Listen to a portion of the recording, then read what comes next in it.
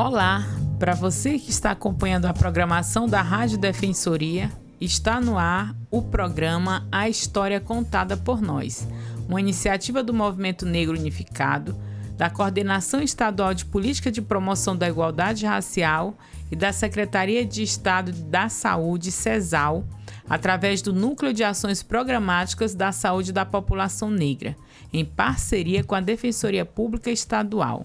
Na apresentação, eu, Antônia Pedrosa. E na minha companhia, hoje tenho a honra de receber uma pessoa que é referência em educação aqui no nosso estado, que é a professora doutora Ana Célia. Ela vai ter aqui um bate-papo conosco, vai falar sobre uma política importantíssima que está chegando aí e que ficará sob sua coordenação. É importante ressaltar que o programa A História Contada por Nós tem como objetivo de gerar protagonismo e visibilidade às minorias, que possuem suas vozes silenciadas e sem a oportunidade de ocupar espaços em que sua fala seja validada, assim como ser um lugar em que possamos conhecer o que tem sido feito em prol da igualdade racial, inclusão, combate ao racismo e qualquer tipo de preconceito, não apenas em datas específicas. Também não podemos esquecer de agradecer o defensor público, Oleno Matos, por propiciar esse momento único. Lembrando que você pode acompanhar os programas pelas plataformas online da Defensoria e no YouTube também da DPE. Então, Ana, seja muito bem-vinda ao nosso programa A História Contada por Nós. Olá, Antônia. Muito obrigada pelo espaço que você está abrindo para que nós possamos estar participando da História Contada por Nós, lutas e ancestralidade. É muito importante a gente trazer essa temática hoje, que nós estamos coordenando no âmbito do Estado de Roraima, para estarmos dialogando sobre a Política Nacional de Equidade, Educação para as Relações Étnico-Raciais e Educação Escolar Quilombola. Esse é o espaço, realmente. Muito bom. Então, Ana Célia é doutora, é pedagoga, professora da Educação Básica e Superior, especialista e pesquisadora em Gestão e Planejamento Educacional, com mestrado em Educação e Planejamento Educacional, doutorado em Ciência da Educação. É escritora e ocupa a cadeira número 11 como membro da Academia Roraimense de Letras com diversas publicações, dentre as quais se destacam os livros Gestão Democrática Escolar em Roraima, 2021, Educação em Tempos de Covid-19, 2021, A Formação do Professor e o Desafio para a Educação Inclusiva como Finalidade Pública Democrática, 2019, tendo sido secretária de Estado da Educação, secretária adjunta de Estado da Educação, reitora da Universidade Virtual de Roraima, Univir, e conselheira do Conselho Estadual de Educação. Atuou ainda como diretora acadêmica da Faculdade Facetem, em Roraima, coordenadora do curso de Pedagogia do Centro Universitário Estácio, consultora da União Nacional dos Dirigentes Municipais de Educação em Roraima, Undime, Roraima, chefe de gabinete e professora da FESU-ISE-RR, diretora e coordenadora pedagógica de várias escolas públicas e privadas. Atualmente é coordenadora estadual do programa PENERC, Política Nacional de Equidade, Educação para as Relações Étnico-Raciais e Educação Escolar Quilombola pelo CED-RR. Também é coordenadora de etapa da Educação Básica Comum Curricular, BNCC, anos iniciais. Atua em atendimentos e serviços técnicos educacionais nos municípios de Roraima, bem como na formação continuada de docentes e profissionais da educação. Possui experiência na área de gestão pública, recursos humanos e educação, com ênfase em gestão educacional e práticas pedagógicas. Olha que currículo, viu, Ana? Na verdade, isso é uma trajetória de vida. Isso, muito bom. Uma trajetória de vida, né? E muitos anos dedicado integralmente à educação, né? Que é mais interessante em todo esse currículo. Eu vim de uma raiz muito humilde e, por orientação de meus pais, era no estudo que eu buscaria o meu espaço nessa sociedade, né? É através do estudo que a gente se mobiliza e a gente faz e acontece e tem que fazer. E a coordenação do PENERC no estado de Roraima, para mim, é uma grata surpresa e alegria. Também é um presente na minha carreira profissional.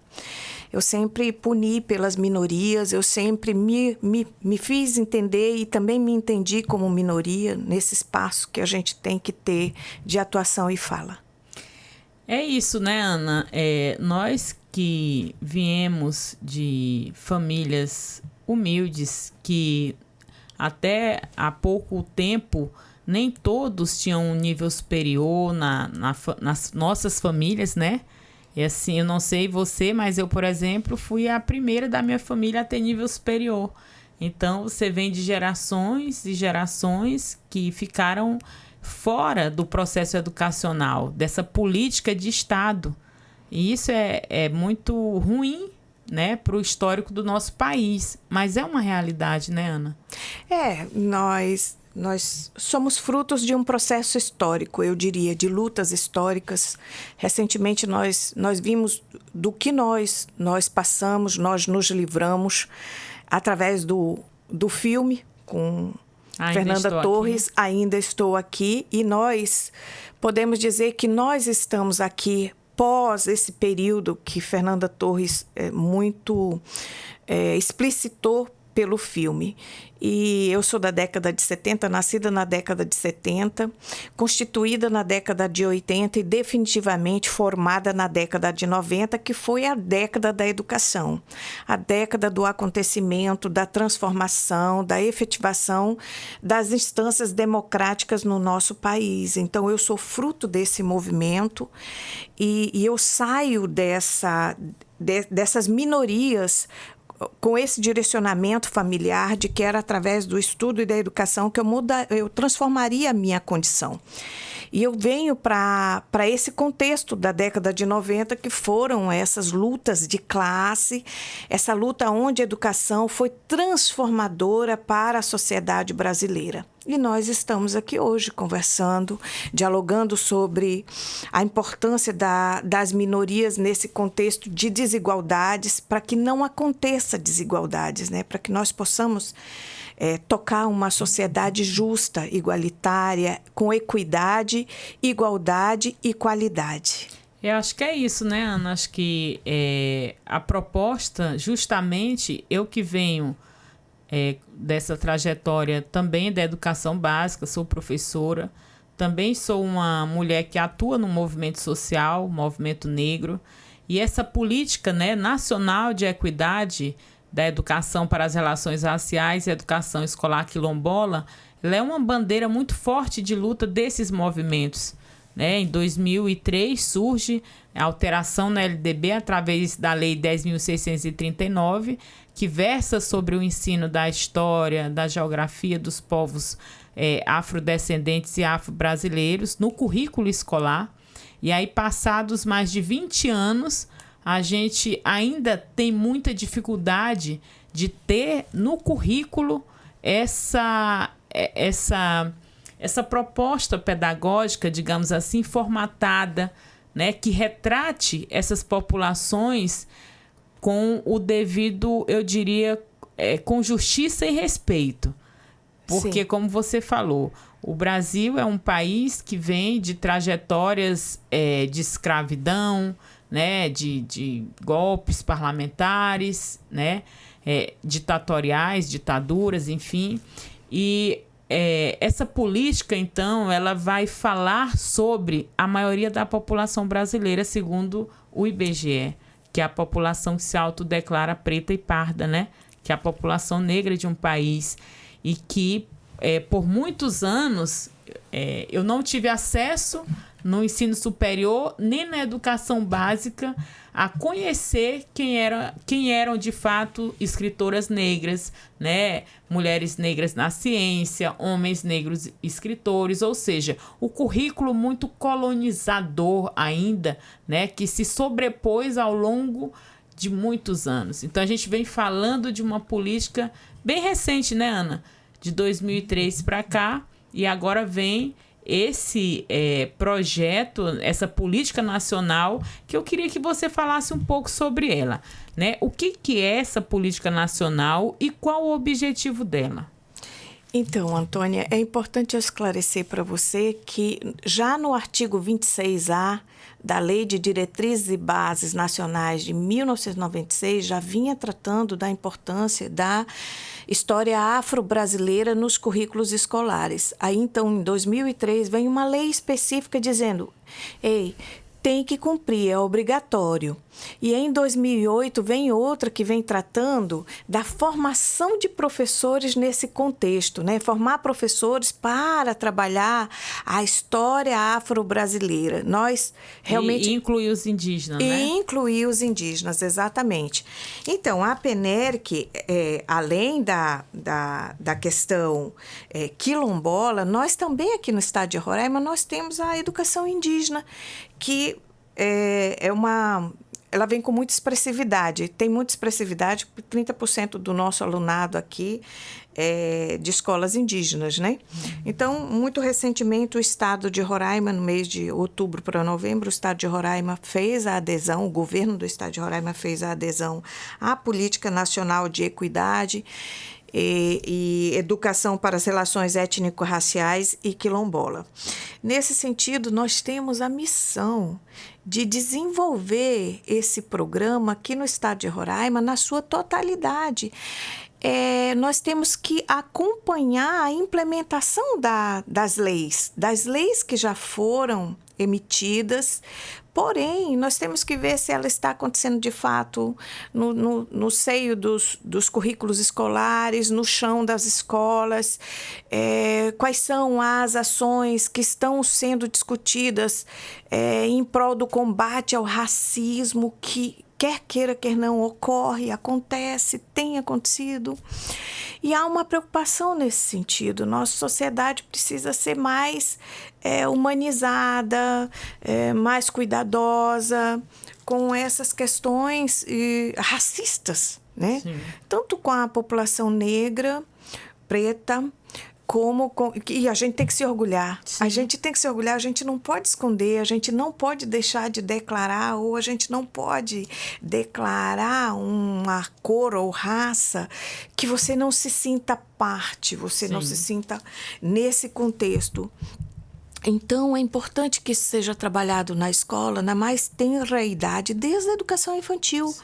Quando os pais vão fazer a matrícula das crianças, eu acredito que seja importante, nas fichas de matrícula, um item obrigatório é a declaração da cor e da raça. Sim. Cor, raça.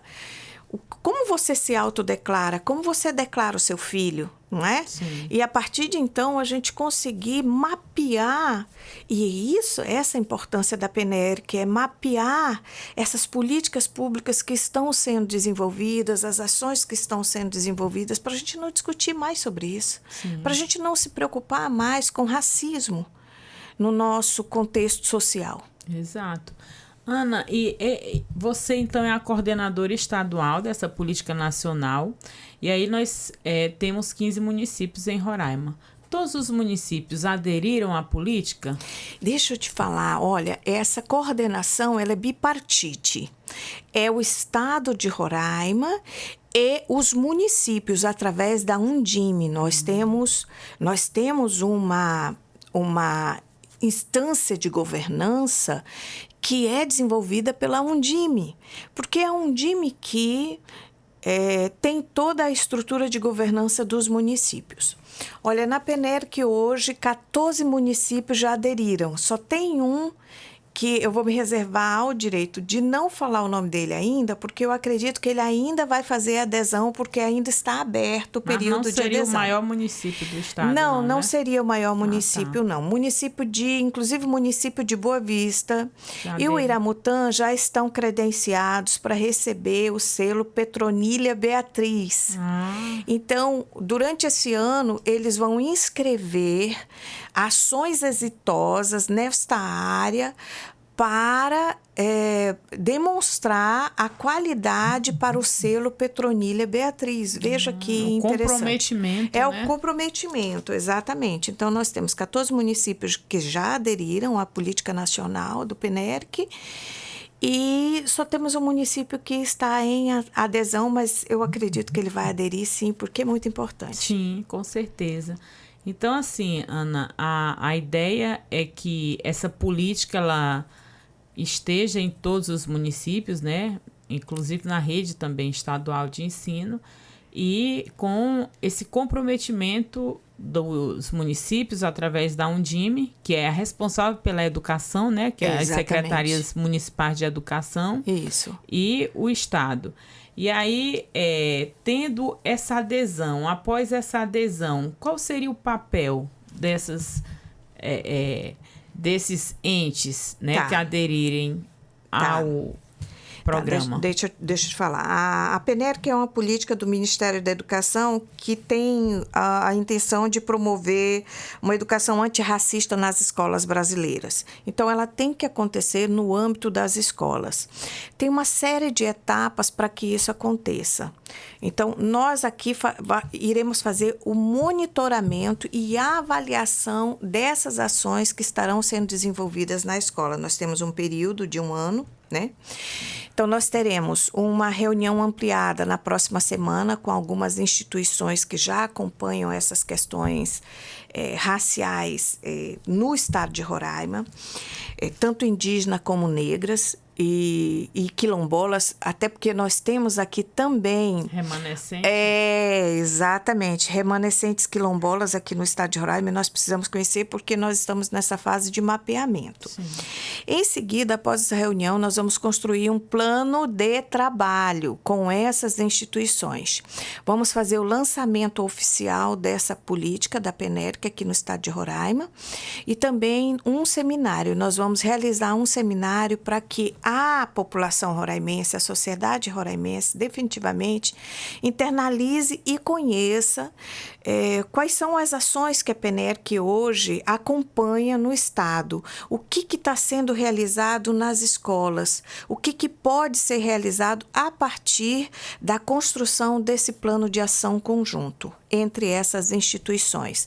Aí vai entrar o CETRABS, todas as instituições de ensino formadoras, porque é formação de professores. Professores estão dentro das escolas, as escolas formam alunos e isso é uma rede. Sim. Então, é uma rede que vai se fortalecer. No momento, nós temos um edital aberto. Veja bem que tudo começa com conhecimento, Sim. né, Antônia? Veja bem, você não pode implementar uma política pública se você não trabalhar o conhecimento daquele que é o grande responsável pelo sucesso dessa política pública, que é quem? O professor. Exato. É o professor.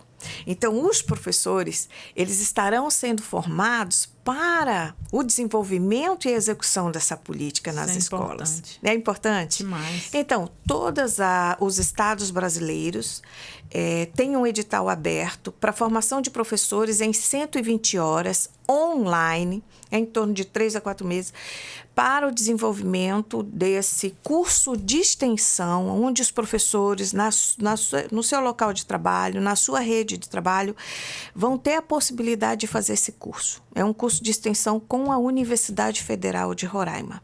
Inclusive, eu não sei se você fez a sua inscrição. Eu já divulguei bastante o edital, não fiz minha inscrição. Sim. Mas é um bom curso. Eu acho que muitas pessoas têm um limite de vagas ou indistinto? Não. Aqui para o estado de Roraima tem em torno de 5.000 vagas, 4.000 a 5.000 vagas. Então dá para muita gente fazer, muito professor fazer. E é pouquinho, é rápido. E outra coisa, né, Ana? Não tem mais aquela... Porque o que a gente ouve muito... mas eu não tenho conhecimento. Eu não estudei. Não aprendi na universidade sobre a temática. Né? Eu já ouvi muito, né? E então... A PNERC, ela vem, essa política, mas ela vem não só cobrar uma efetividade, mas ela vem para ofertar a possibilidade de que esses educadores possam ter maior conhecimento para realizar na prática, né, a efetividade do que é um currículo antirracista. Isso, exatamente. Do que são práticas antirracistas, né? Do que é a história afro-brasileira. Então, assim, perpassa por todas as disciplinas do currículo, por todos os momentos do currículo, né? É ensinar de uma forma lúdica as diferenças. Não? Uma criança que está na educação... Não é nada dissociado, né, Ana? Nada, absolutamente nada dissociado. Uma criança na educação infantil aprende as práticas antirracistas de uma forma lúdica, através das histórias contadas, dos pequenos vídeos, das exposições, né? Até mesmo da convivência cotidiana. Isso é muito importante. E a gente já viu vários exemplos, né, de matérias onde as crianças elas não têm ideia do que é o racismo, digamos. Isso. O racismo é algo que, infelizmente, ainda existe na sociedade e que vai sendo, né, aprendido por essas crianças no meio social. Isso. Às vezes dentro da família, às vezes na própria escola. Né? Tem pesquisas que mostram que as crianças sofrem muito racismo dentro da escola, né? Através de outras... Enfim, então, essas práticas que estão na nossa sociedade, mas que a escola tem esse papel, né? Social, educacional, com essa postura, né? Ética, democrática, justa, sem desigualdades sociais...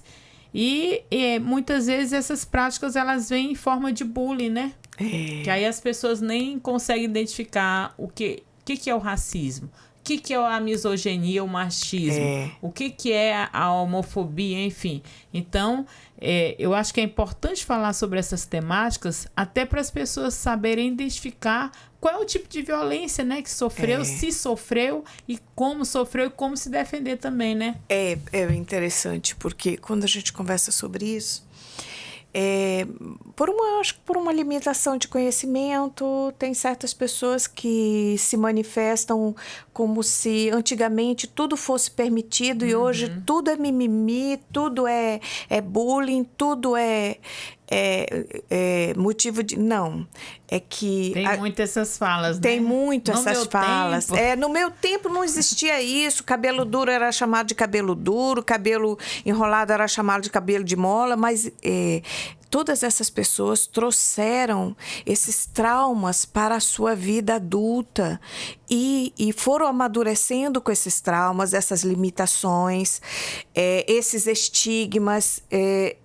E aí nós estamos hoje na sociedade do conhecimento, não se permite mais esse tipo de comportamento. A vida é muito leve, a vida deve ser vivida com muita leveza e com muito respeito para com o outro ser humano, né?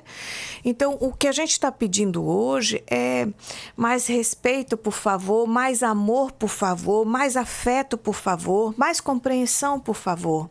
Né? E isso tudo vem sem precisar usar frases, mas pela atitude do outro conosco. Sim. Então, se você tem respeito comigo, você tem afeto por mim, você tem respeito por mim, você tem amor por mim.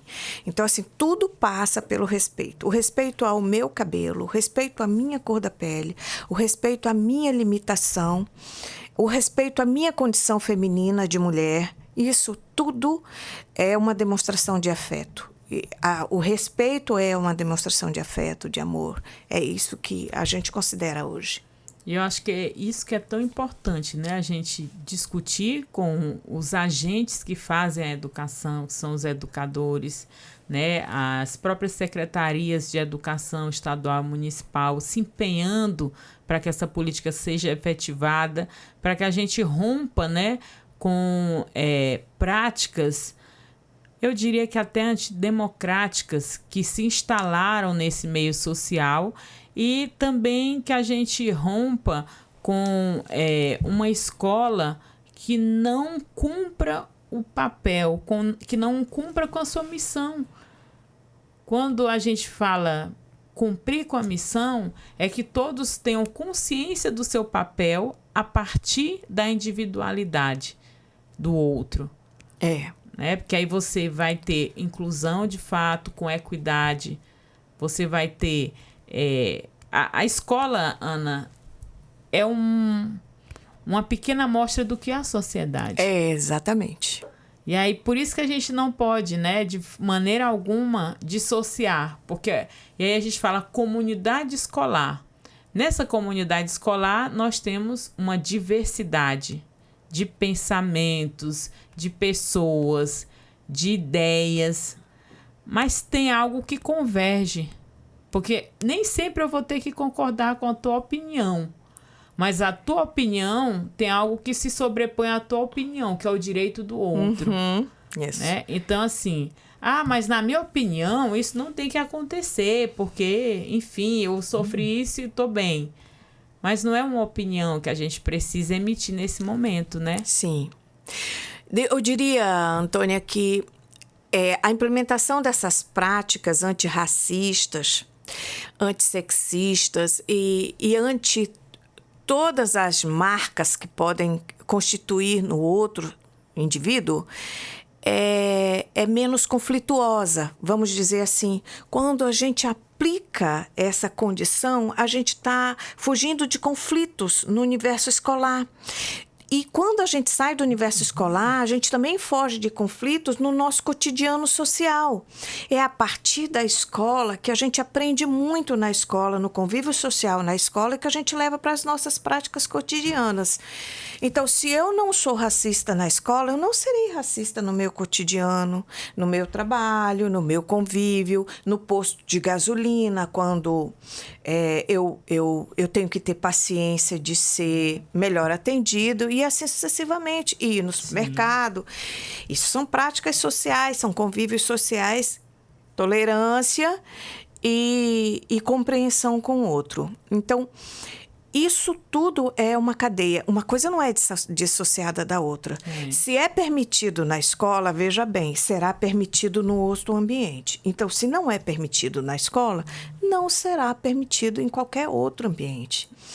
O que acontece com essa discussão das questões antirraciais na escola é para que o que a gente vive na escola, as relações que a gente vive na escola, as relações saudáveis que a gente vive na escola, a gente leve para a nossa prática cotidiana em sociedade. Sim. Então, menos conflito, zero conflito de preferência. É uma condição para se viver em sociedade. É aceitar o outro, é respeitar o outro. Aonde tem respeito é aquilo que você falou. Quer dizer, o meu direito acaba quando começa o teu. Então, eu tenho o direito de me manifestar, mas eu também tenho o dever de compreender a manifestação do outro.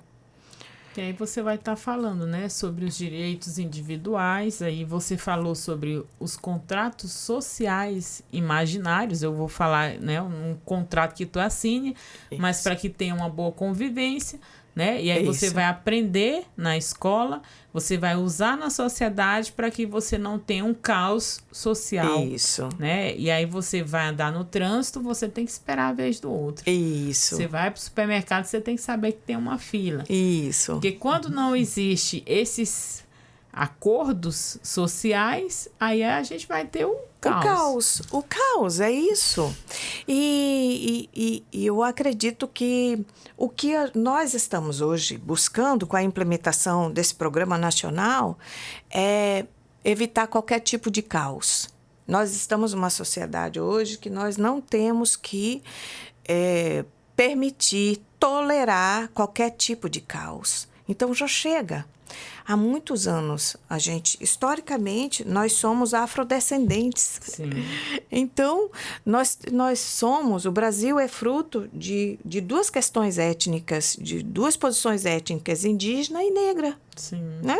E nós temos que nos conceber, nos entender socialmente dessa forma.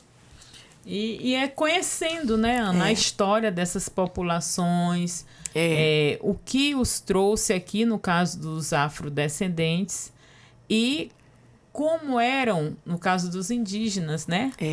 A forma de viver. Isso. E aí você não ter julgamentos pela subjetividade dessas pessoas, que Exato. é o que aconteceu por muitos e muitos anos, né? Exato. E aí você vê um colonizador, né? E aí já fala que o modo de viver do indígena não é o correto. Aí você traz o afro na condição de escravizado. Isso. E aí você vai tendo uma sociedade com rupturas de direitos. Isso. E, ao mesmo tempo, apesar de 1888, depois de 1888, vai se perpetuando as práticas. Porque também não é de uma hora para outra, não é? Que a pessoa que tem privilégios, ela vai se conceber como algo semelhante àquele que era subalterno a ela. Isso. Então, você precisa reconhecer que essa sociedade, ela é uma sociedade com profundas desigualdades sociais, né? Além dessas desigualdades sociais, nós temos grupos historicamente privilegiados. Isso. Em posições, em relação a ter direitos, a adquirir direitos como terra, o direito à educação formal, Isso. enquanto outras populações tiveram esses direitos negados. Então, a gente parte, né, desse histórico que nós temos, que reflete no nosso presente hoje. E é por isso que, infelizmente, eu digo, a gente ainda tem que falar sobre racismo. Infelizmente, eu concordo com você, infelizmente, eu fico até constrangida, de repente, ao mesmo tempo que eu estou lisonjeada de coordenar um programa para discutir essa temática no nosso estado, que é em âmbito brasileiro, eu também fico constrangida de ainda estar conversando sobre racismo, sobre negritude, sobre direitos, nessa época da vida. Né?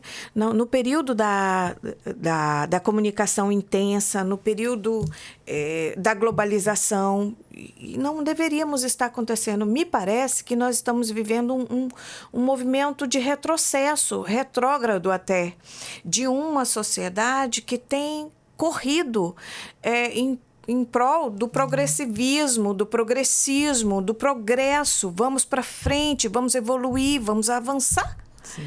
E nós estamos conversando sobre isso e nós tentamos colocar, nos posicionar em relação a direitos, a combate a racismo, inclusive racismo estrutural, porque isso ainda é muito evidente, né? Essa concepção de que o negro ele tem que ficar nessa posição e o branco nessa posição e o indígena naquela posição, que não é posição nenhuma e que não tem que ter posição nenhuma. Imagina índio. Isso não pode acontecer, isso não deve acontecer, é constrangedor. Mas, enfim, é um desafio para nós, Antônia, estarmos conversando sobre isso. É um desafio e eu diria que, para além do desafio, é encarar a realidade de frente, né? Nós não podemos solucionar uma problemática negando a existência dela. É isso. Então, ao mesmo tempo que ainda é vergonhoso para a gente ter que falar sobre, eu acho também que é um ato de coragem, né? Quando o Ministério da Educação, o Ministério da Igualdade Racial se juntam para elaborar uma política dessa magnitude. Porque é dizer, nós temos essa realidade e não é negando essa realidade que a gente vai melhorar os índices, os dados, né? A postura que a gente vai melhorar a sociedade. É dizendo, existe, precisamos fazer algo. Isso. Então, eu acho que também é uma política que ela vem recheada de coragem, sabe, Ana? Para enfrentar o que nós precisamos enfrentar. Então, eu falo isso porque a gente sempre discutiu.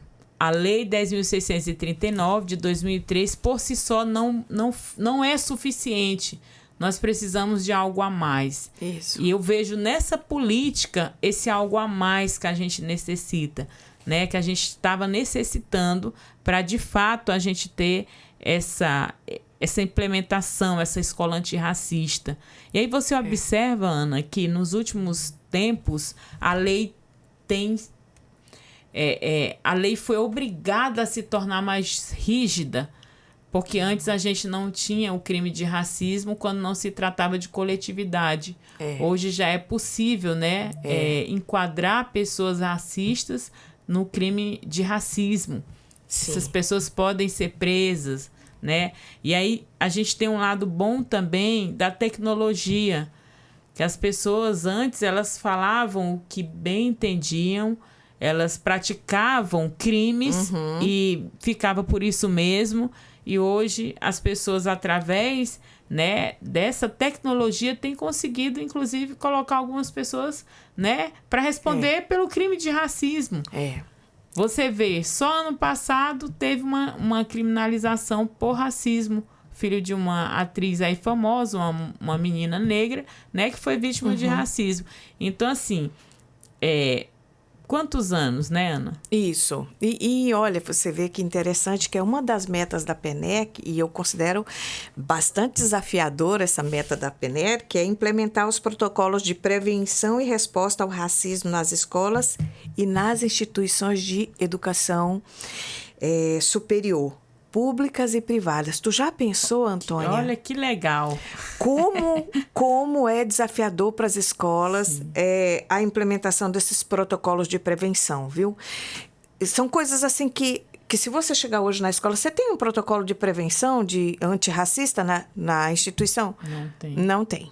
E eu acho que tem, Ana, através do Conselho de Igualdade Racial, essa proposta de protocolos, né, ela tem que ir para todas as instituições, não apenas educacionais, porque o racismo institucional, ele é uma realidade e ele está nas instituições, ele está permeado na segurança pública, na saúde. Quando a gente puxa os dados, o maior número de mortes maternas são de mulheres negras. São essas mulheres negras que mais sofrem de violência obstétrica. Isso. São as que mais sofrem de feminicídio. Né? Então, a gente precisa de protocolos antirracistas, não apenas na escola. Eu sei que a educação é a base, mas a gente precisa que outras instituições, elas também passem por essa formação antirracista. Porque os dados mostram que há um encarceramento em massa, por exemplo, da juventude negra. É suspeito. O negro já é o suspeito. Já é o suspeito. Né? E até que ele prove que não era ele, demora... Já puxou 2-3 meses de cadeia. E às vezes 6 anos. Exato. Porque tem o caso de um rapaz que ficou 6 anos preso, porque a pessoa que o indicou só achou ele parecido com uma pessoa que tinha cometido o delito contra ela. Um reconhecimento, né? Foi um reconhecimento inadequado. Enfim... Mas é desafiador para nós implementar essa política no Estado. Mas, ao mesmo tempo, a gente sabe que a gente vai contar com muita parceria, com muita gente boa, com muitas informações que a gente vai coletar e que nós vamos acompanhar as escolas nesse sentido. Eu acho que é uma política... Com certeza você vai, enquanto coordenadora, poder contar, sim, com pessoas comprometidas com a pauta, né? Os movimentos sociais, principalmente o movimento negro, que tem defendido, né? Que tem cobrado que algo a mais tenha que ser feito para que, de fato, a política para uma educação antirracista aconteça da forma que ela precisa acontecer e principalmente no chão da escola, como você falou, né? Porque é lá que a gente vai visualizar as mudanças em maior amplitude. Porque o que nós temos até hoje são práticas isoladas. Isso. Então, Isso. a gente tem um professor numa escola X que tem um conhecimento sobre as questões raciais, faz um projeto, muitas vezes o projeto não vai para o PP. Isso. Então, não é toda a escola que vai abraçar aquele projeto, mas aí o professor faz de maneira individual e a gente não tem, né, essa amplitude. E o PENERC não, ele vem com essa proposta de amplitude, né, de universalizar um currículo antirracista. Então, é maravilhoso isso, né, Ana? E sem contar que também vem com a proposta de fortalecer essas ações de formação dessa rede, né? De educação étnico-racial, de educação quilombola. O nosso país hoje está vertendo preocupação com essa área, que é a étnico-racial e a quilombola. Também terão recursos específicos para essas ações que serão desenvolvidas, essas políticas públicas serão desenvolvidas por Estado, por escola. Os professores serão fortalecidos, então também os municípios e os estados que tiverem uma rede de fortalecimento dessa área também receberão recursos adequados para fortalecimento dessas ações. Então, eu acredito que vai dar certo. É para dar certo. Com certeza, Ana. Acho que eu estou particularmente muito feliz com a política, né? Como eu já falei para você, eu acho que era o que estava faltando. A gente necessitava, né, de um programa dessa magnitude para ampliar uma educação de fato antirracista, ampliar e implementar, né? Acho que essa é a palavra. Isso, implementar. Implementar essa educação antirracista e que ele vem num momento necessário. Não vou dizer que já passou da hora, porque isso já não cabe, né? Digamos assim, é o que tem, agora vamos... importante é que tenha, importante que aconteça. Eu acredito que está muito em boas mãos essa coordenação, porque você tem uma responsabilidade com a educação, com a essência do que é ser um educador. Então, eu particularmente aqui rendo, né, minha gratidão, assim, de certa forma, de saber que você vai coordenar uma política que você acredita que é importante ser efetivada. Então, acho que é muito importante quando você escolhe as pessoas de uma maneira a compreender, porque nós somos movidos também, além do profissional, pelo que nós acreditamos, né, Ana?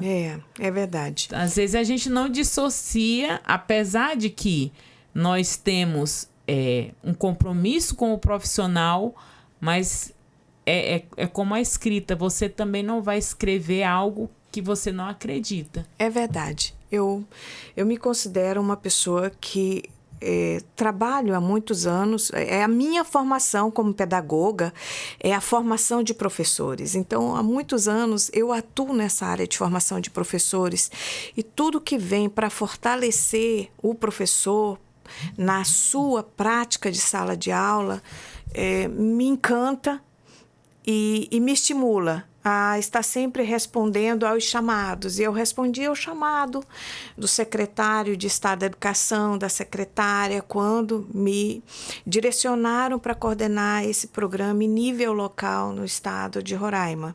Há muitos anos, desde 1994, eu trabalho com formação de professores, na Escola de Formação de Professores, no Projeto Caimbé, na formação de professores indígenas, na formação de professores no curso de pedagogia, na Estácio, na Facetem, no estado, nos municípios, nas semanas pedagógicas, nas semanas formativas. Então, assim, é o espaço que eu posso contribuir, vamos dizer assim. Contribuir. Posso dizer que eu me sinto muito à vontade nesse espaço de atuação e fala. Muito obrigada, viu, Ana? Eu não sei se você quer deixar mais algum aviso, algum recado, fazer algum chamamento. O espaço está aberto. Tá, então eu só quero assim dizer que são metas da PENERC, do Programa Nacional do PNERC é estruturar um sistema de metas e monitoramento aqui no estado de Roraima para assegurar a implementação da política antirracista, dos currículos escolares, né? Da cultura afro-brasileira. Também formar profissionais da educação para a gestão e docência no âmbito da educação para as relações étnico-raciais, tanto em nível de extensão como em nível de centro de formação. E, assim, todas as instituições formadoras estarão sendo chamadas para o cumprimento dessa meta, né? Nós também temos que induzir a construção de capacidades institucionais para a condução dessa política pública dentro das escolas, nas instituições, né? Reconhecer os avanços institucionais das práticas antirracistas no estado de Roraima, nas escolas, as iniciativas exitosas, né?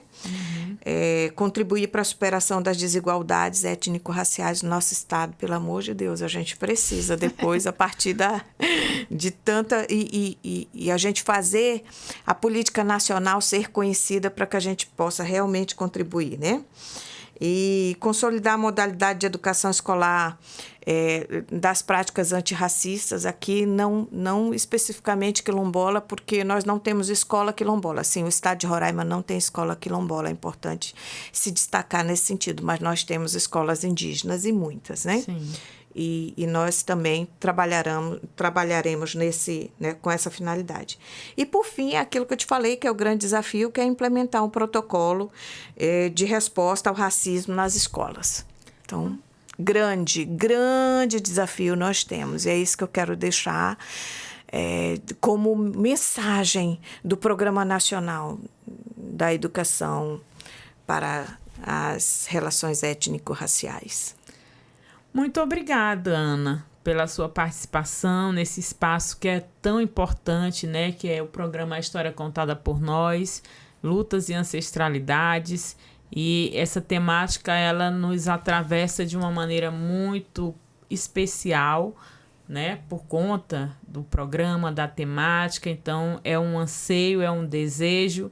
E a gente está à disposição para contribuir com a Política Nacional de Equidade, Educação para as Relações Raciais e Educação Escolar Quilombola. E um agradecimento especial também para você que acompanha o programa através das plataformas digitais da Defensoria Pública, seja no YouTube ou no Spotify. Gratidão. Lembrando que o programa A História Contada por Nós tem como objetivo falar sobre todos os assuntos que nos atravessam enquanto pessoas negras, mostrando os dados e identificando as causas, pois só assim poderemos avançar rumo à igualdade racial e por uma sociedade sem nenhum tipo de preconceito.